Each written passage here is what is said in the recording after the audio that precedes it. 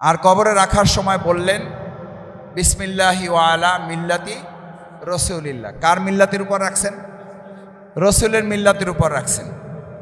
তো রসুলের মিল্লাতের উপর আপনি রাখছেন, আপনি 40 বছর 50 বছর 70 বছর যে আল্লাহ আপনাকে হায়াত দিছিল, এই 40 50 60 70 বছর কি রসুলের মিল্লাতের উপরে চলছেন না মানুষের মিল্লাতের উপরে চলছেন?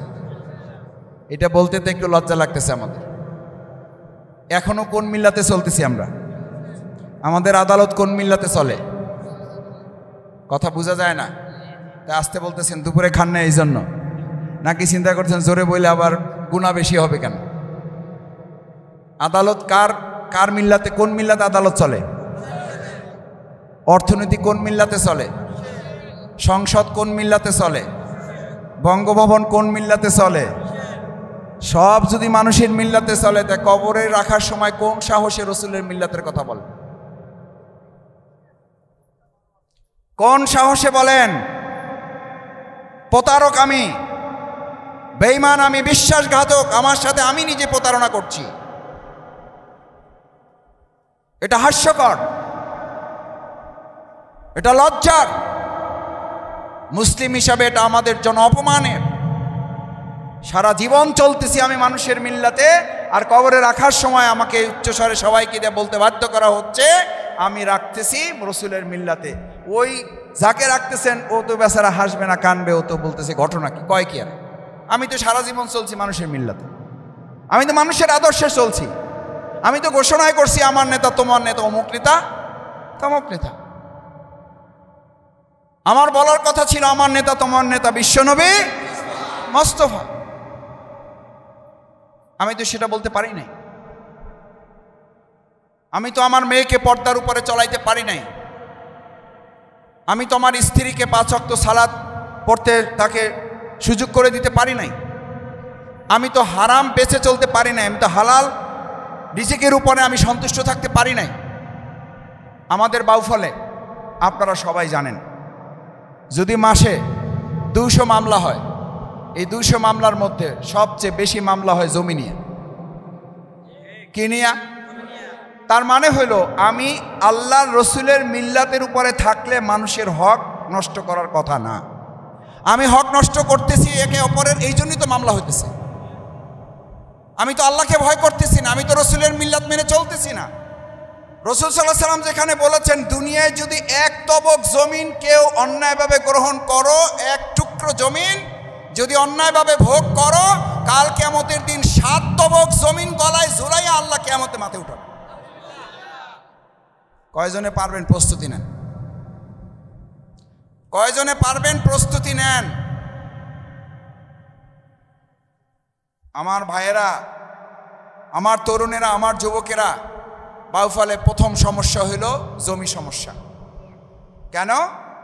আমরা রাসূল সাল্লাল্লাহু আলাইহি ওয়াসাল্লামের মিল্লাত বিশ্বাসও করি না, মানিও না, জানিও না, জানতে চাইও না। এই 1 তবক জমিন গ্রহণ করলে 7 তবক গলায় ঝুলাইবে। বাংলাদেশে এই বাউফলে, আমাদের বাংলাদেশ বাদ দিলাম, এই বাউফলে কোনো নেতা সাহস করে এসে আপনাকে এই কথা বলতে পারবে? কেন পারে না? কেন পারে না জানেন না? শুধু তা না, জানে যে কেউ সময় না তা না, জানে, কিন্তু সে জানে এই কথা বললে প্রথম 7 তবক হের গলায় ঝুলবে। এই 7 তবক জমিন গলায় ঝুলানোর মতো নেতা আমাদের সমাজে আছে না নাই? আমাদের বাউফলে 1 নম্বর সমস্যা। আমার কাছে দিনে যদি 20টা ফোন যায় বাউফল থেকে, এর মধ্যে 18টা ফোন যায় জমির সময় ঠেলাঠেলি সম্পর্ক। এরা আবার সব 5 ওয়াক্ত নামাজি। কয় ভাই আপনার লোক? আমি বললাম বুঝলেন কি করে? কয় হাত দাঁড়িয়ে আছে বড় বড়। এই বড় দাড়ি হওয়ার কারণে হে মনে করছে হে শফিকুল ইসলাম মাসুদের লোক। আমি বললাম ভাই দুর্ভাগ্য, রসুলের সুন্নাহ মেনেছে, কিন্তু এই 1 তবক জমিন ঠেলাঠেলি করা, কাল কিয়ামতের দিন এই ভোগ তাকে করতে হবে, এই সব ভয় তার মধ্যে এখনো তৈরি। দ্বিতীয় সমস্যা কি বাউফল? খালি চন্দ্রদ্বীপের নদীর সমস্যা আলোচনা করলে হবে না। চন্দ্রদ্বীপ বিচ্ছিন্ন কোনো দ্বীপ না, এটা আমাদের বাউফল, এটা বাংলাদেশের অংশ। বাংলাদেশ ভালো থাকলে চন্দ্রদ্বীপ ভালো থাকবে। বাংলাদেশ ভালো রেখে চন্দ্রদ্বীপ আলাদা করে ভালো থাকতে পারবেন না। দ্বিতীয় সমস্যা কি আপনাদের জানা থাকার কথা, জানেন আপনারা? দ্বিতীয় সবচেয়ে বেশি মামলা হয় পারিবারিক মামলা। কি মামলা? পারিবারিক মামলা। কেন জানেন? কেন হয় জানেন? আপনার আমার ভালোবাসার কথা ছিল আল্লাহকে, আমরা ভালোবাসি দুনিয়াকে। যেই দুনিয়ার জন্য আপনি স্ত্রীর জন্য আপনি অন্যায়ভাবে উপার্জন করেন, ওই স্ত্রী আপনার ভিতরে ভিতরে ভালো না বাইসে আপনার টাকা দিয়ে সে আরেকজনের ভালোবাসে। ও আসল কথা কয়ে দিছি। এখন ওই আলেমের মুখ খারাপ। কি আমাদের গ্রামে একটা কথা আছে না, হ্যাঁ, উচিত কথার গরম ভাত, গরম ভাতে বিড়াল বেজা। যাই না বুঝে বলতেছি, শফিকুল ইসলাম মাসুদ আপনাদের ছোট ভাই অহংকার করতেছি। দিনে যদি 25টা ফোন বাউফল থেকে যায়, তার মধ্যে 22টা ফোন হলো কয় ভাই এই পোলায় আমারে নামাই দিছে। ভাবি ফোন করে কয় যে স্বামী আমারে মারতেছে, আমার কাছ থেকে ঋণ চায়, হে মাদক খাইবে। আছে না নাই? কিছু বলার আছে? কি বলতে পারবো বলেন? স্বামী স্ত্রী, স্বামী মারতেছে আমার মাকে, আমার বোনকে মারতেছে, মাদক কেনার টাকার জন্য ঋণ চায়, হে চাকরি করে, চাকরির বিপরীতে লোনের সিন না করার কারণে এর তালাক দিয়ে দিছে। সন্তান মাদক কিনবে। মাদকের সমস্যা বাংলাদেশে আছে, আলহামদুলিল্লাহ বাউফল মুক্ত হয়ে গেছে, আলহামদুলিল্লাহ বলেন। ও তো খবর তাহলে আপনাদের কাছে আছে। ফোন করেছে আমার কাছে, মুরব্বী ভালো করে কথাও বলতে পারে না, কয় বাবা আফসোস, কি বলবো, আমার ছেলে আমারে ঘর থেকে বাইক করে দেয় নাই, শুধু হাত পা বাইন্দা আমারে রেখে দিছে। কি অপরাধ? বলছে আমার জমি যেটা আছে বিক্রি করে হেরে টাকা দিতে হবে। আমারে বলছে চাকরির জন্য টাকা দিতে হবে, আর তার মা আমাকে বলছে ও চাকরির জন্য না, ওইটা দিয়ে মাদক কেনে বেচে এবং নিজে খায়, অন্যরে খাওয়ায়। এইটা আবার শেল্টার দেয় আমাদের এই বাউফলের, পরিষ্কার বলে যাচ্ছি, শেল্টার দেয় বাউফলের কতিপয় রাজনীতিবিদ এবং কতিপয় প্রশাসনের লোক। স্পষ্ট বার্তা দিচ্ছি, বাংলাদেশ জামাত ইসলামী যদি এই চন্দ্রদ্বীপবাসী এবং দেশের মানুষ আমাদের সাথে থাকে, মাদকের উৎপাটন করব, শুধু না শিকড় শুদ্ধ এটাকেও ফেলে দেব। কারণ মাদক থেকে মুক্ত করে আমার সন্তানকে বাঁচাইতে হবে, এই হাত পা বাঁধা বাবাকে বাঁচাইতে হবে। যদি চান ভবিষ্যৎ সন্তান আপনার কবরের পাশে দাঁড়াইয়া রব্বির হামহুমা কামা রব্বায়ানি সগীরা দোয়া করুক, তাহলে মাদক মুক্ত বাউফল লাগবে না? লাগবে না? আরে ভাই খালি কথায় কথায় টিন আর টিউবওয়েল, মানে টিন আর টিউবওয়েল চাইেন না। কি করবেন রাস্তা দিয়ে হাঁটারই যদি লোক না থাকে? 2007 সালে পাবলিক ফিল্ডে বক্তৃতা তো তখন করি, তখন তো ছোট মানুষ, ছোট কথায় বলছিলাম রাস্তা দিয়ে কি করবেন, আগে পথিক তৈরি করেন। তখন বাংলায় একটা কথা বলছিলাম, আমি বিশ্ববিদ্যালয়ের বাংলার ছাত্র, বাংলায় কোনো রকম টাইনে টুইনে পাশ করে আবার পিএইচডি করছি আল্লাহর রহমতে, আপনাদের দোয়ায়। সেই বাংলায় আমাদের একটা কথা মুখস্থ করানো হয়েছিল, পথ পথিকের সৃষ্টি করে না, পথিক পথের সৃষ্টি করে। আমাদের পথ দরকার, রাস্তা দরকার না, রাস্তার ভালো পথিক দরকার। ভালো পথিক তৈরি করতে পারলে, একটু আগে বলে আসছি, আল্লাহ তাআলা রাসূল করিম সাল্লাল্লাহু আলাইহি সাল্লাম এবং তার আগের জামানায় মুসা আলাইহিস সালামকে যেমন নদীর মধ্যে দিয়ে মুহূর্তে রাস্তা তৈরি করে দিয়েছে, আমরা যদি এরকম আল্লাহওয়ালা ইমানদার হতে পারি, আমাদের আজকের যুগেও এরকম নদীর মধ্যে রাস্তা হবে না? হবে না? তাহলে রাস্তার অভাব না ভালো পথিকের অভাব? চন্দ্রদ্বীপে আমাদের সমস্যা এইটা যে রাস্তা নেই, হাঁটতেই পারতেছি না আমরা, নাকি হাঁটার যে লোক সেই সুন্দর পথিক পাওয়া যাচ্ছে না। ভালো পথিক নাই বলে আজকে আমাদের রাস্তা আছে, ভালো পথিকের অভাব রয়েছে। মাদক নির্মূল করতে চাই, ইনশাআল্লাহ পারবেন? এটা আমার আপনার কথায় যেমন হবে না, আবার শুধু প্রশাসন উদ্যোগ নিলেও হবে না, শুধু প্রশাসন উদ্যোগ নিলেও হবে না, প্রশাসনের সাথে আপনাদেরকে হেল্প করতে হবে। যদি প্রশাসন নাও চায়, আমি একটা কথা আপনাদের মনে করাই দিই, প্রশাসনকেও এটা বলি, 2024 সালের 5ই আগস্ট, জুলাই আগস্টের গণ অভ্যুত্থানে আমরা কি খালি শেখ হাসিনার বিরুদ্ধে লড়ছি, নাকি পুলিশের বিরুদ্ধে লড়ছি? কোন পুলিশ? সব পুলিশের বিরুদ্ধে? দলবাজ পুলিশের বিরুদ্ধে, দলকানা প্রশাসনের বিরুদ্ধে, দলবাজ প্রশাসনের বিরুদ্ধে আমরা লড়াই করেছি। এবং শুধু লড়াই করি নাই, শেখ হাসিনা যখন দেশ ছাড়ে নাই তারও আগে পুলিশ, ওই দলকানা, ওই দলবাজ, ওই দুষ্কৃতিকারী পুলিশ, তাদেরকে আমাদের ছাত্র জনতা পিটাইয়া তারপরে কারেন্টের খাম্বার সাথে ঝুলিয়ে রাখছে না? রাখেনি? তাহলে এই জনগণ যদি চায় ভালো কিছু করতে পারে না? পারে না? পারে। আমি বলছি না আপনারা এরকম এখন আইন হাতে তুলে নেন, আইন হাতে তুলে নেওয়ার দরকার নেই, কিন্তু এমন পরিবেশ তৈরি করেন প্রশাসন যেন বাধ্য হয় এখানকার জনগণের কথা শুনতে। এবং আমরা এই মেসেজ আগে থেকে দিতে চাই, বাউফলে আগামী দিনে কোনো দলকানা দলবাজ প্রশাসন থাকলে জনগণ আবার প্রতিরোধ করে তুলবে। তাহলে পারিবারিক বিষয়গুলো যদি মুক্তি চাই, আদর্শবান সন্তান গড়তে হবে। বাংলাদেশ জামাত ইসলামী তার ছাত্র সংগঠন তারা তাদের স্বাধীন মতো করে চলে। আলহামদুলিল্লাহ আমরা বাংলাদেশে ভালো কিছু সন্তান তৈরি করতে পারছি না, পারি নাই। ছাত্রীরা তাদের প্রতি আস্থা রাখছে না, রাখে নাই। শিক্ষকরা তাদের প্রতি আস্থা রাখছে না, রাখে নাই। রাজশাহী বিশ্ববিদ্যালয়ের সাবেক ছাত্ররা আমাদের প্রতি আস্থা রেখেছে। অ্যালামনাই অ্যাসোসিয়েশন, সাবেক ছাত্রদের নির্বাচন হয়েছে, সেই নির্বাচনে একক সংখ্যাগরিষ্ঠতা পেয়েছে বাংলাদেশ জামাত ইসলামী, আমাদের সম্মানিত নেতৃবৃন্দ।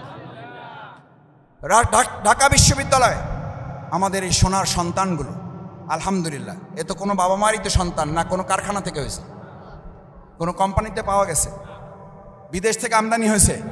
তাহলে এই সন্তান ইসলামী ছাত্র শিবির যদি উপহার দিতে পারে, সেই ছাত্র শিবিরের নেতৃত্বই এখন জামাত ইসলামী পরিচালনা করে। যেহেতু ছাত্র শিবিরের মাধ্যমে বিশ্ববিদ্যালয়গুলো এখন সন্ত্রাস মুক্ত এবং শিক্ষাবান্ধব হয়েছে, সেই ছাত্র শিবিরের দেওয়া তৈরি করা আদর্শিক রাজনীতিবিদরা আগামী দিনে বাংলাদেশকেও পরিচালনা করতে পারবে। তাহলে আমাদের পারিবারিক সমস্যারও সমাধান হবে, আমাদের জমি জমারও সমস্যার। আমাদের ঠেলাঠেলি করবেন, আমরা ঠেলাঠেলিতে যাব না। আমাদের গালাগালি করবেন, আমরা গালাগালিতে যাব না। আজকে সকাল থেকে আমার সাথে প্রোগ্রামে যারা আছেন, আমরা কাউকে গালি দিয়েছি? আমরা কাউকে অপমান করেছি? আমরা কারো বিরুদ্ধে বলেছি? হ্যাঁ, আমরা তাদের বিরুদ্ধে বলেছি। যদি আমাদের ভোট নিয়ে কেউ সিনেমিনি খেলতে আসেন, সেই হাতকে আমরা মানুষের হাত মনে করব না, আমরা ওটাকে পশুর হাত মনে করে ওটাকে ভেঙে দেব আমরা। কারণ এই পশুর হাত বিগত 15 বছর আমাদের ভোট ছিনতাই করছে। ওটাকে পশুর হাত মনে করে ওই হাতের বিরুদ্ধে এবার ব্যবস্থা গ্রহণ করা হবে। এই কথা বলছি কেন জানেন? এই আস্তে আস্তে আজকে আমার সাথে সাক্ষী আছেন, চন্দ্রদ্বীপের 5 ভাগের 4 ভাগ ভোট কিংবা তার চেয়েও বেশি ভোট আপনারা পাবেন, কিন্তু ভোট আপনাদের রক্ষা করতে হবে। বলছে না, বলে নাই? আমাকে একা বলছেন, আপনাদেরকেও বলছে। বলছে এরকম কয়েকজন হাজ্জাকান্ত যারা শুনছেন, এই যে আমার সফর সঙ্গী, এরা শুনছে। একটাই দাবি, আপনাদের ভোটের সমস্যা হবে না, আপনাদের ভোট কি করতে হবে? এই কথা সত্যতা বাউফলে আছে না নাই? সত্যতা যে আছে, এখন তো একটা বিরুদ্ধে একটা কথা বলা লাগে বুঝার জন্য। আমাদের সেই সমস্ত প্রতিযোগিতায় যারা অংশগ্রহণ করে টিকতে পারবে না, তারা খেলা ছাড়াই গোল ঘোষণা করে দিতে চায়।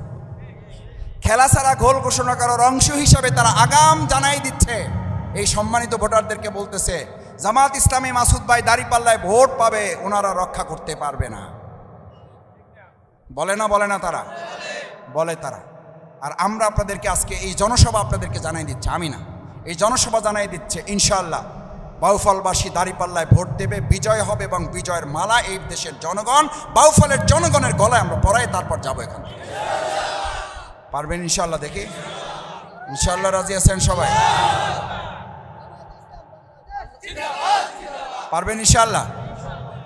আমি একটা কথা বলেছি, আলহামদুলিল্লাহ কিছুটা অগ্রগতি হয়েছে। রুগী আইসিইউতে ছিল, এখন বেড়ে আসছে, কেবিনে যেহেতু আসছে, ইনশাআল্লাহ রুগী আমি পুরোপুরি সুস্থ করতে পারবো। কারণ এই কিছু 1 বছরের মাথায় যেহেতু এই চিন্তা হয়েছে যে ভোট আমরা পাবো, এই চিন্তা যেহেতু মাথায় ঢুকছে, বাকি অসুস্থতা যতটুকু আছে ট্রিটমেন্ট করলে আশা করি ঠিক হয়ে যাবে। আমাদের ট্রিটমেন্টটা কি? আমরা তাদেরকে এই কথা বলবো যে ভাই ভালো হয়েছেন, যেহেতু পুরোটা ভালো হন, পুরোটা ভালো হন, জনগণের ভোটের প্রতি সম্মান রাখেন, শ্রদ্ধা রাখেন। যদি এই জনগণ ভোট একজন ব্যক্তি আব্দুল কাদেরকে দেয়, আমরা আব্দুল কাদের কিনে বাউফল করব। যদি এখানকার জনগণ আব্দুর রহিমকে দেয়, আমরা আব্দুর রহিম কিনে বাউফল চালাবো। কিন্তু এবার যার ভোট তাকে দেওয়ার পরিবেশ নিশ্চিত করেই আমরা ইনশাআল্লাহ ঘরে ফিরব। শেষ কথা ভাইয়েরা, আমরা আমাদের এই সমাজটা পরিচালনায় যে নিয়ামত আল্লাহ তাআলা আমাদেরকে দিয়েছেন, যদি দুর্নীতি না হয়, যদি এখানে সুদ ঘুষ না থাকে, তাহলে 5 টাকায় 25 টাকার বরকত দিতে পারেন কে? আর এখন 25 টাকাকে 5 পয়সা বানাই দিতেছেন কে? কারণ এই 25 টাকারে অন্যায়ভাবে নষ্ট করতেছে আমাদের কতিপয় নেতৃত্ব। তারা নিজেদের পকেট ভারী করার জন্য 1 কোটি টাকার কাজ আসলে ওখান থেকে 80 লাখ টাকায় চলে যায়, 20 লাখ টাকার কাজ কোনো রকম হয়। কারণ তার যারা কর্মী, এই কর্মীদের কারো কোনো চাকরিও নাই, কোনো ব্যবসাও নাই, তাদের চলতে হয় টেন্ডারের টাকায়। বানাই বলছি আমি।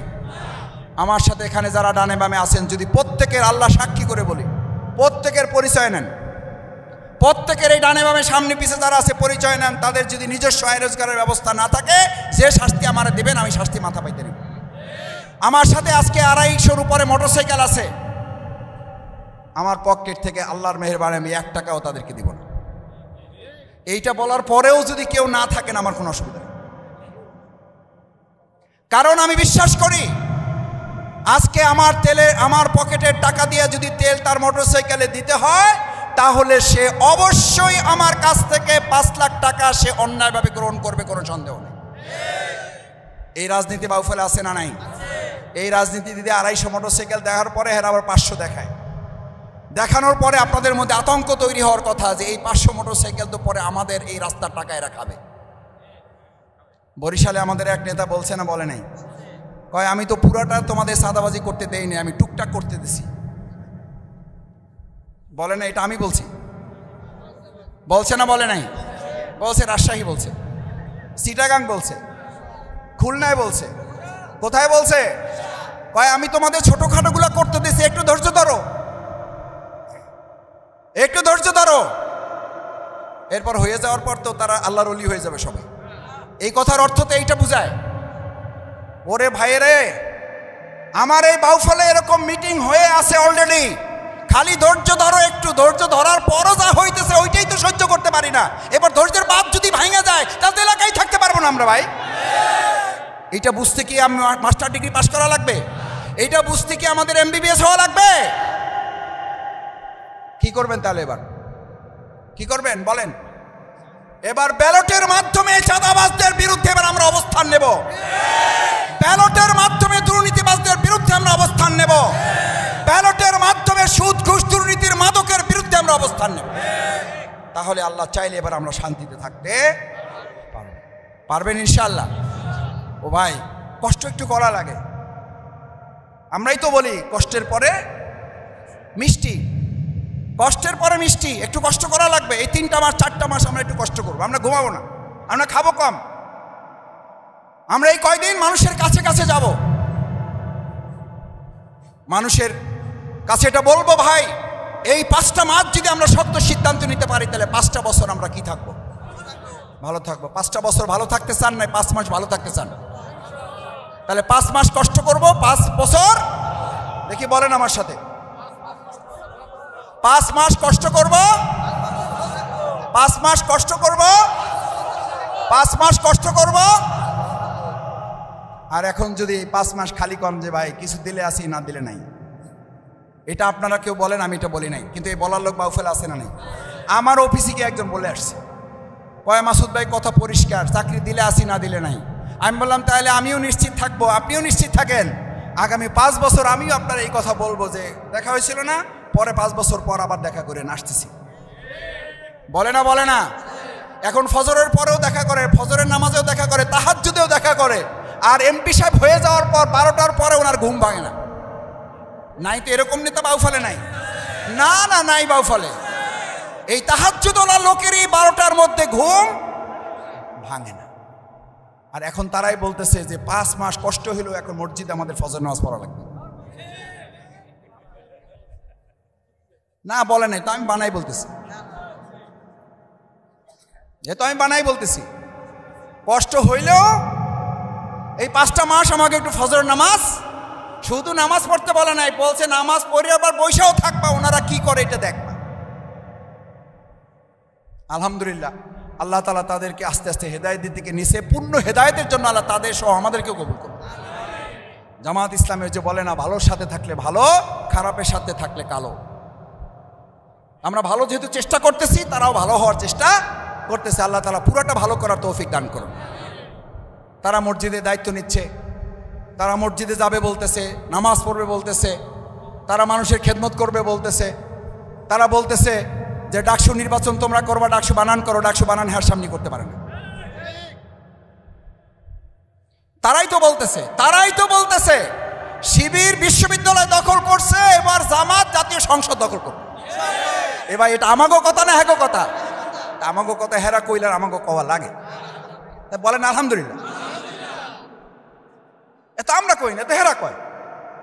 আল্লাহ আমাদের অহংকার মাফ করুন, আমরা এই অহংকার করি না, কিন্তু আমরা বিশ্বাস করি জনগণ এবারে একটা পরিবর্তনের পক্ষে বলছে। তারাই বলে যে ছাত্ররা বিশ্ববিদ্যালয় দখল করছে, এবার জামাত সংসদ দখল করবে, আল্লাহ কবুল করুন। তা আমাদের তো অসুবিধা নেই। সম্মানিত ভাইয়েরা, আপনাদের কষ্ট বাড়াতে চাই না। চন্দ্রদ্বীপ সংক্রান্ত অনেক কথা বলেছি, দুটা কথা বলি, জমি যার ভোগ তার, জমি যার ভোগ তার, এই নীতি আমরা বাস্তবায়ন করবো ইনশাআল্লাহ। কোনো প্রশাসন কেউ যদি এই ব্যাপারে সামান্য শিথিলতা প্রদর্শন করে, তাহলে আমরা বলবো সরকার যেন তার ব্যাপারে পদক্ষেপ গ্রহণ করে। কারণ আমরা চাই না বাউফলে কোনো রকম দলকানা দলবাজ কোনো প্রশাসনের দ্বারা মানুষ আবার নির্যাতিত হোক। দলবাজ দলকানা প্রশাসনের পরিণতি কি সেটা জুলাই আগস্টে নিশ্চয়ই তারা নিজেদের চোখে তারা দেখেছেন। এরকম আর কোনো পরিস্থিতি বাংলাদেশে হোক, এটা আমরা কেউ চাই না। সুতরাং প্রশাসন কোনো দলের হবে না, প্রশাসন হবে জনগণের, প্রশাসন হবে জনগণের। কিন্তু কোনো প্রশাসন যদি এই কথা আমাদেরকে বলে, ভাই উপরের চাপ আছে, কোথায় চাপ আছে?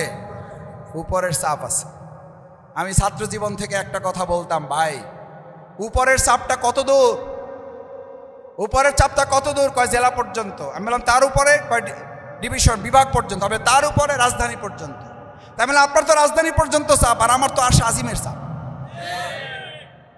আপনার চাপ হইল রাজধানী পর্যন্ত, আপনার ওই চাপ না মানলে আপনার চাকরি থাকবে না, আর আমার আরশে আজিমের চাপ না মানলে আমার ঈমান থাকবে না। বুঝেন না কেন? কথা পরিষ্কার, কথা লাউড অ্যান্ড ক্লিয়ার। আপনি ডিসির কথা, আপনি প্রশাসনের পটুয়াখালীর কথা, বরিশালের কথা, রাজধানীর কথা না শুনলে আপনার চাকরি থাকবে না, আর আমি আরশে আজিমের কথা না শুনলে আমার, আপনারটা বড় না আমারটা বড়? আমারটা বড়, আমারটা বড়। সুতরাং আশা করি বাউফলের প্রশাসন আল্লাহর রাস্তে জনগণকে আবার রাজপথে নামতে বাধ্য করবেন না। আমাদের আন্দোলন চলছে, কর্মসূচি দেওয়া হয়েছে দলবাজ প্রশাসনের বিরুদ্ধে, দলকানা প্রশাসনের বিরুদ্ধে, দলীয়করণ প্রশাসনের দলীয়করণের বিরুদ্ধে। আমরা চাই না আর কোনো দলীয়করণ বাংলাদেশে আসুন। সম্মানিত ভাই এবং বন্ধুগণ, আমরা আমাদের প্রিয় বাউফল, প্রিয় চন্দ্রদ্বীপ ইউনিয়নকে আমরা এখানে একটা মডেল সেট আপ করতে চাই।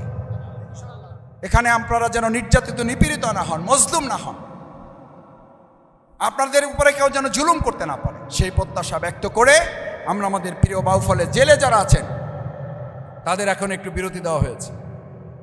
কত তারিখ পর্যন্ত? বোধহয় 25 তারিখ পর্যন্ত। সেই গণসংযোগের ধারাবাহিকতায় আজকে চন্দ্রদ্বীপ ইউনিয়ন সকাল থেকে শুরু করে দিনব্যাপী আমরা আপনাদের মাঝে আছি, আপনাদের মাঝে থাকবো ইনশাআল্লাহ। সেই কর্মসূচির ধারাবাহিকতায় আজকে চন্দ্রদ্বীপ ইউনিয়নের 5 নং ওয়ার্ডের আজকের এই সংক্ষিপ্ত পথসভা, উঠান বৈঠক, বৈঠকের সম্মানিত সভাপতি, অত্র ওয়ার্ডের সম্মানিত সভাপতি, আমাদের একান্ত শ্রদ্ধাভাজন মুরব্বী জনাব জাহাঙ্গীর হাওলাদার, তিনি অত্যন্ত মূল্যবান কথা বলেছেন সংক্ষেপে। উপস্থিত জামাত ইসলামের নেতৃবৃন্দ, চন্দ্রদ্বীপ ইউনিয়নের সম্মানিত সভাপতি মাওলানা আনিসুর রহমান আলেমী দ্বীন, আমার সাথে উপস্থিত ইসলামী ছাত্র শিবিরের নেতৃবৃন্দ, অত্র এলাকার পিতৃ সমতুল্য মুরব্বিয়ান ইকরাম, তরুণ যুবক ভাইয়েরা, কৃষক, শ্রমিক, মজুর এবং আমার সম্মানিত শ্রদ্ধাভাজন 5 নং ওয়ার্ডের এলাকাবাসী, আপনাদের প্রতি কৃতজ্ঞতা জানাই যে আপনারা কষ্ট করে এই ভর দুপুরে সালাতুল জোহর আদায় করার পর আপনারা অনেকে দুপুরে খেয়েছেন, অনেকেই খাওয়া দাওয়া না করেই আজকের এই প্রোগ্রামের প্রতি ভালোবাসা দেখিয়ে আমাদের প্রতি আপনাদের স্নেহ আমাদের প্রতি আপনাদের মমত্ববোধ, আমাদের প্রতি আপনাদের ভালোবাসার অংশ হিসাবে আপনারা কষ্ট করে সে অনেকক্ষণ থেকে এখানে অপেক্ষা করছেন। মহান আল্লাহ তাআলার কাছে দোয়া করি, আল্লাহ তাআলা আপনাদের এই কষ্টের উত্তম প্রতিদান দান করুন। সম্মানিত ভাইয়েরা, মহান আল্লাহ তাআলা আমাদেরকে পৃথিবীতে প্রেরণ করেছেন। আমরা কি আমাদের ইচ্ছায় আসছি না আল্লাহ পাঠিয়েছেন? আমরা কি আমাদের ইচ্ছায় চলে যেতে পারবো না আল্লাহর ইচ্ছায় যেতে হবে? আল্লাহর ইচ্ছায় আমরা এসেছি, আল্লাহর ইচ্ছায় আমরা যাব। এটার মধ্যেই আমাদের কল্যাণ, এটার মধ্যেই আমাদের শান্তি। এটা মানতে বাধ্য না মানতে বাধ্য না? মানতে বাধ্য। যদি আশাটা মানতে বাধ্য হই, যাওয়াটা মানতে বাধ্য হই, মাঝখানের সময়টা আল্লাহর আইন মানতে বাধ্য না বাধ্য না? এটা মুখে বললে হবে? তো মুখে আমরা বলতেছি কিন্তু কাজে তো করতেছি না কেন? আল্লাহ দয়া করে আমাদেরকে এই ক্ষেত্রে একটু স্বাধীন করছেন। কারণ স্বাধীন করার কারণে আমরা এটা সুযোগের সদ্ব্যবহার করে আমরা আমাদের নিজেদের ক্ষতি করছি। কি ক্ষতি করছি? কথা ছিল আল্লাহর দেওয়া আইন, আল্লাহর দেওয়া বিধান, তার পরিকল্পনা মানলে আমাদের জন্ম সার্থক, আমাদের মৃত্যু সফল হবে এবং আমরা জান্নাতে যাব। সেই আল্লাহ তাআলারই বিধান, তারই দেওয়া আইন, মহাগ্রন্থ আল কোরআন মানলে এই সমাজেও আমাদের শান্তি প্রতিষ্ঠিত হবে। কিন্তু আমরা করলাম কি? আমরা সেই মহাগ্রন্থ আল কোরআনকে শুধু সালাতের জন্য মসজিদে রাখলাম, শুধু মানুষ মারা গেলে কোরআন তেলাওয়াত করলাম, জন্ম হইলে কানে আজান দিলাম।